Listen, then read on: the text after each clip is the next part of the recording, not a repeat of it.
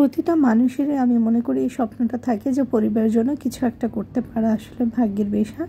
তো সবাই মানে চিন্তা করে সবসময় যে পরিবারের জন্য কিছু একটা করতে পারবো আমি এবং নিজের কোনো কিছু থাকবে, এটাই সবসময় সবাই চেষ্টা করে। তো আমারও ইচ্ছে যে আমি নিজে কিছু করব, তো সেটাই করি। আমি সবসময় চেষ্টা করি নিজে যেন নিজেরটা দিয়ে চলতে পারি এবং পরিবারকে সাহায্য করতে পারি। সেটাই আমি এখন চলে যাচ্ছি আমার বিজনেস পেজের জন্য কাপড় কিনতে। তো আমি যেহেতু কাপড় বিক্রি করে, এটা বলতে আমার কোনো লজ্জা নেই যে আমি আসলে কাপড় বিক্রি করি। অনেকে হয়তো এটাকে ছোটো করে দেখবে বা অনেক রকমের খারাপ কথা বলবে, কাপড় বিক্রি করে খাস হ্যাং ত্যাং।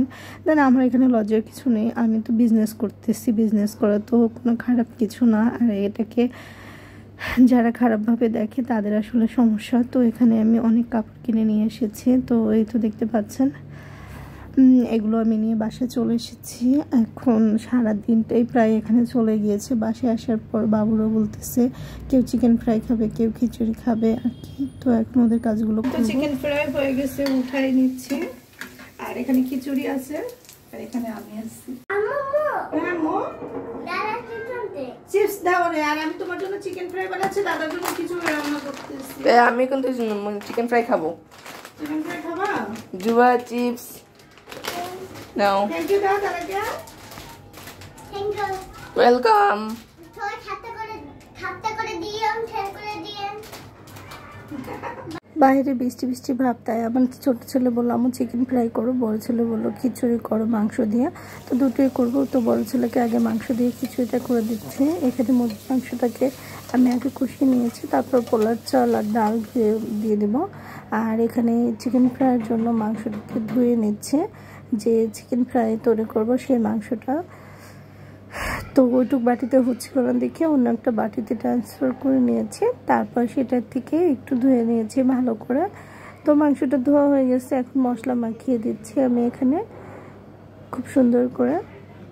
আর এটা মাখিয়ে রাখলে অনেক বেশি মজা লাগে অনেকক্ষণ। তো এখানে একটু জিরার গুঁড়া দিয়ে দিলাম ভাজা, আর এটা দিলে একটা খুব ভালো সেন্ট আসে। তো এখন একটা ডিম ভেঙে দিব এখানে। আমি এখানে একটা ডিম ভেঙে দিয়েছি। এখন হাতটা ধুয়ে এসে আবার মাখিয়ে নিলাম। আর এখানে আগে মাখানোর আগে ওদেরকে সবাইকে খিচুড়ি বেড়ে দিলাম। এদিকে খিচুড়িটা হয়ে গেছে, একটা সিটি দেওয়ার পরে আমি বন্ধ করে দিয়েছি, যদিও পোলাও চাল ছিল তাই আসলে খুব দ্রুত নামিয়ে ফেলছি। খিচুড়িটা কিন্তু হয়ে গেছে মাশাআল্লাহ। আর এই পাশে আমি চিকেন ফ্রাই ভেজেও নিচ্ছি কিছুটা বাবুর জন্য। বাবু এখানে বলছিল আমাকে আগে দিয়ে নাও আম্মু, তারপরে দাদাকে দিবা। তো আমি দুজনেরটাই একসাথে করেছি। তো চিকেন ফ্রাইটাও হয়ে গেছে। তো চিকেন ফ্রাই হয়ে গেছে, উঠাই নিচ্ছি। আর এখানে খিচুড়ি আছে আর এখানে আমি আছি। মজা।